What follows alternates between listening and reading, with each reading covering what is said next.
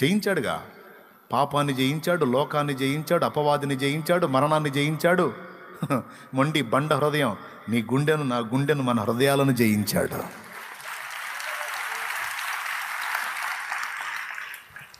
రాజీ పడ్డాడా ఎక్కడన్నా యేసయ్య?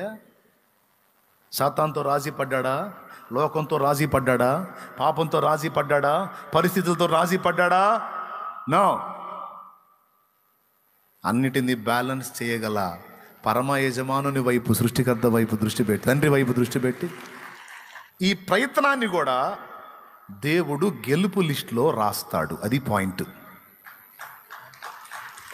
నువ్వు ప్రయత్నం, ప్రభా నేనే విరమించలా, నేనే రాజీ పడను, పాపంతో రాజీ పడే బ్లడ్ కాదు నాది, నీ శరీర రక్తాల్లో పాలివాడినయ్యాను, పరిశుద్ధాత్మను పొందాను, నేనెట రాజీ పడతా పాపంతో? నీ శక్తితో నన్ను నింపు, నేను పోరాడాలి. ఎప్పటికప్పుడు నీ ఆత్మతో నన్ను బలపరచు, నీ చిత్తం నేను చేస్తాను.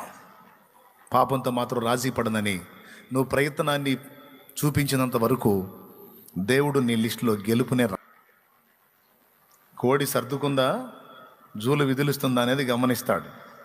నువ్వు జూలు విదిల్చావనుకో నీ గాయాలు కడతాడు. కట్టి మళ్ళీ యుద్ధానికి పంపకుండా ఏముంటాడు, మళ్ళీ వెళ్ళాల్సిందే, దాన్ని ఫేస్ చేయాల్సిందే, జయించాల్సిందే. అర్థం అయితేనే కొట్టు గట్టిగా.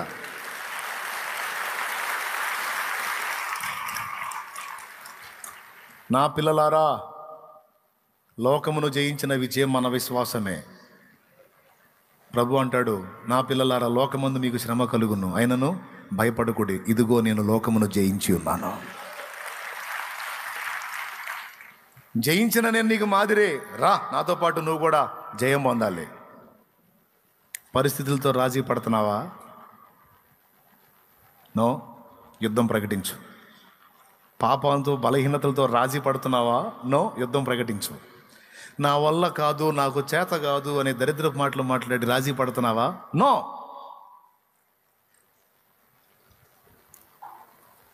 నువ్వు ప్రయత్నం చేసినంత వరకు, విసకగా ప్రయత్నం చేసినంత వరకు నువ్వు గెలుపు గుర్రానివే,